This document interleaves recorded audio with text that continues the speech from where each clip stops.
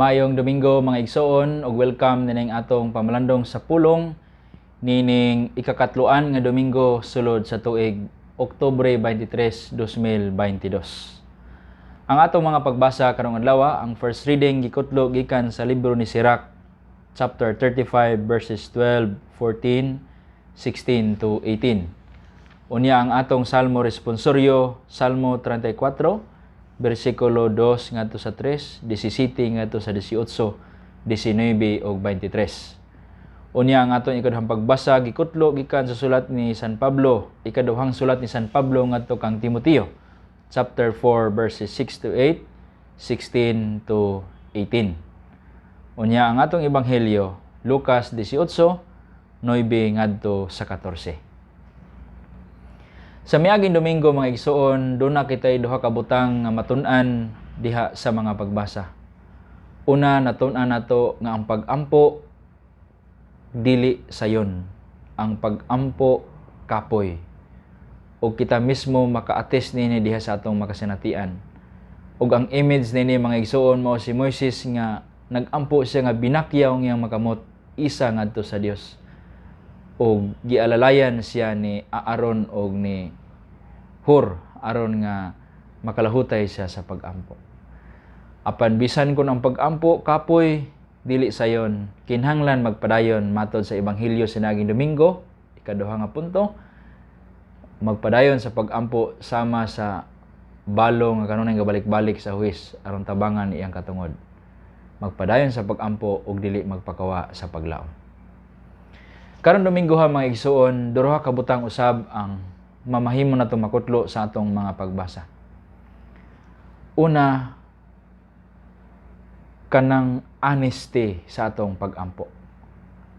Pagkamatinud-anon sa pag-ampo.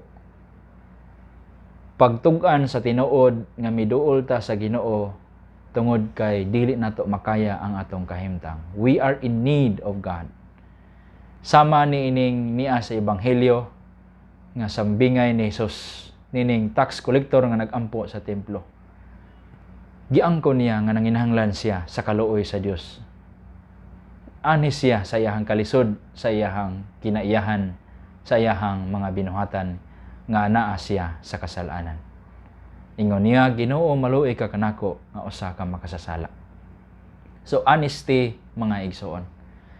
Usay magununa ta nga basin ang gusto sa Ginoo madunggan sa atong pag-ampo katong mga maayong hitabo, mga maayong butang nga atong gibuhat. But no.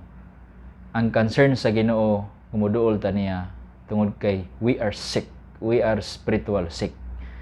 So we have to tell him our sickness, our spiritual maladies. Ang tanan natong mga kalisod sa kaugalingon. So kana mga igsoon, honesty sa atong pag-ampo atubangan sa Dios. So far, kumusta ka sa imong pag-ampo?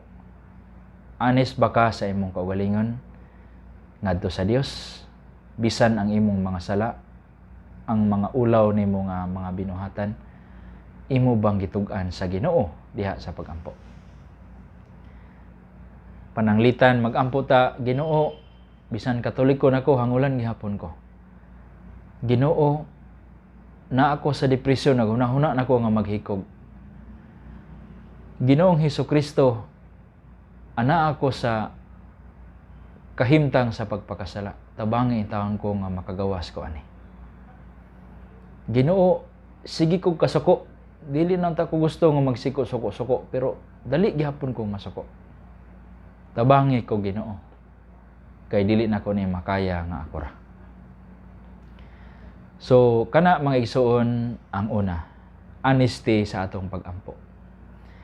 Ikaduha mga igsoon, ang pag-ampo is other-centered, dili self-centered. Ang pag-ampo para sa uban, dili lang para sa kaugalingon.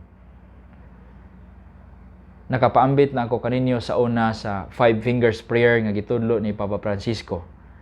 Nga sa atong pag-ampo sa rosaryo natay petition sa 5. Una kining Ama-ama, iampo nato ang mga tawo nga suod sa atong dughan. Ikaduha, iampo nato ang mga tawo nga mga magtutudlo sa atong simbahan o katilingban. Ikatulo, iampo nato ang mga leaders sa atong simbahan o katilingban. Ikalima, kining pinakahuyang nga tudlo, ring finger, iampo nato ang mga masakito naghimalatyon, ang mga binilian, ang mga naglisod, ang naa sa adiksyon, ang naa sa problema, lakip ang mga kalag sa purgatorio. O sa katapusan, iampo nato ang atong kaugalingon. Unahon nato ang uban, ipaulahi ang kaugalingon. Gani sa pagampo nato sa uban, nagampo nata para sa atong kaugalingon. Na-bless na pod ang atong kaugalingon. Busa mga igsoon, prayer by nature is missionary. So busa karong World Mission Sunday makaron, ang atong pinaka-the best nga mahimo nga pagsuporta sa mga misyonary sa tibuok kalibutan is to pray for them always. Either nagrosaryo ta or sa atong mga nobina, sa atong mga pamalandong. Ato silang iampo sa kanunay. So prayer is other-centered, not self-centered. Mao ni ang sayop sa Parisiyo nga diha sa sambingay ni Jesus. Nagampo siya pero di gito pagampo iyang gihimo kay iya ra man gilitan niya ang iyang mga maayong buhat. Self-centered. Unya iyang gitamay ang uban in the process. Iyang gihukman ang uban in the process imbis nga iyang iampo ang mga makasasala sa kalibutan. So igsoon mangutana ta, kumusta? Kumusta ta? How do we pray so far? Giapil ba nato atong mga silingan, ang mga dili nato kaila, ang mga binilanggo, ang mga masakiton ug himalatyon, ang ana sa mga bisyo, addiction, depression. Apil ba nato ang pagampo ang tanang tao? O di bakha ang atong kaugalingon kanunay ang atong gitahan sa Dios? Wala na to maapil sila. Kana mga black sheep sa atong pamilya nga mulahi gyud, angay nato na silang iampo. Dili nato tamayon, dili nato hukman.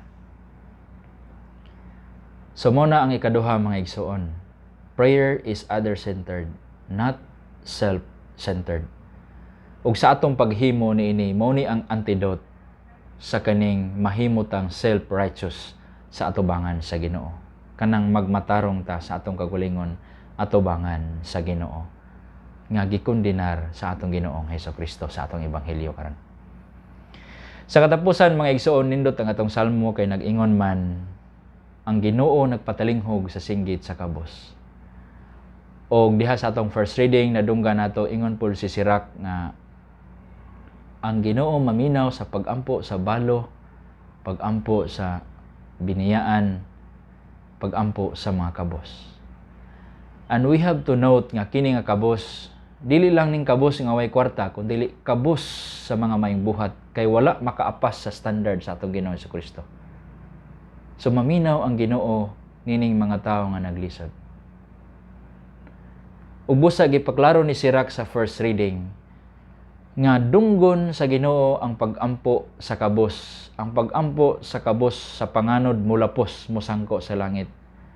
Kung siya adunay tinuuray nga pag-alagad sa Ginoo, no? Ingon ni Sirach, alagari nga mahinangpon ang Ginoo ug dawaton kaniya. Sa English, whoever serves God willingly will be heard. Makapangutana ka ba, igsoon? Dugay naman ko nag-ampo pa dahil, pero wala man dungga. Ang next nga pangutana, do you truly serve the Lord? But ipasabot ang imong kinabuhi sa pagsimba, dili ba bulag sa imong kinabuhi sa pag-uli? Among kinabuhi sa pag-ampo, dili ba bulag sa imong kinabuhi sa pagpanarbaho? Ang imong mga affiliations, ang imong mga engagements,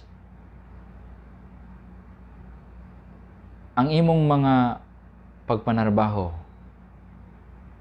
ang imong mga binuhatan sa hilom. Kay si San Pablo sa atong second reading, daghan kay sa mga pag-antos ug sa iyang mga kalisod, gidungog siya sa Ginoong Hesukristo tungod kay he willingly served the Lord. Ningkamot siya ug sa iyang mga kakulang gipulian sa Ginoo. sayang mga kalisod, giluwas siya sa Ginoo. Pananglitan mga igsoon, ang akong magulang nga pare nga exorcist sa Archdiocese Cagayan de Oro, nakapaambit siya nga doon na hitabo diya sa exorcism ministry nga ang anak na poses. Gidala na sa kalalain nga mga doktor pero to no avail. So gidala nila sa exorcist. Pag adto sa exorcist na poses gyud ang bata, so grabing ampo sa papa. Honest siya siyang pag-ampo. Ginoo, wala na may mahimo sa pagluwas nga maulian ni among anak, ikaw na lang. So makita nato mga igsoon nga pasado siya, honest sa pag-ampo, ikaduha, other-centered, kay di man para siyang kaugalingon, para man siyang anak. Pero matod mga igsoon, wala maulii ang iyang anak diha sa exorcism. Kaya nga naman, apil man siya sa usa ka organisasyon nga sa iyahang essence is Antichrist. So pila na kasisyon sa exorcism, di gyud mohawa ang panuway. So gipangutan na siya sa exorcist, unsa may imong mga engagement sa kinabuhi? O dito nabaw-an nga apil di siya sa Antichrist nga organization. O giinan siya, dili maulian ang imong anak kung dili nimo i-denounce ang imuhang affiliation ni anak nga organization. Og tuod man, sa dihang nakahukom siya, naulian man ang iyahang anak. Usa ni ka example mga igsoon, unsay meaning anang to serve God willingly will be heard. Ang mag-alagad sa Dios nga mahinangpon, dunggon ang iyang mga pag-ampo. Let's check our life mga igsoon. Mahinangpon ba ta nga galagad sa Ginoo parehas ni San Pablo? Ning kamot ba ta nga ampingan atong pagtuo hangtod sa katapusan sa atong kinabuhi? Ning kamot ba ta nga maghago sa pagsangyaw sa ebanghelyo hangtod sa katapusan? Ning kamot ba ta sa atong kaugalingon isip Katolikong Kristiyanos nga consistent ta sa atong paghigugma sa atong Ginoong Kristo sa tanang aspeto sa atong kinabuhi? Kay niana lamang kinabuhi mga igsoon, i-assure kita nga dunggon ang atong mga singgit sa atong mga honest nga pag-ampo ug sa atong pag-ampo sa tanang mga tao sa tibuok kalibutan. Happy Sunday. God bless you. Daghang salamat mga igsoon sa inyong pagtan-aw. If you find this video helpful sa inyong faith life, please subscribe to my YouTube channel. And please don't forget to hit the notification bell for future videos. God bless you.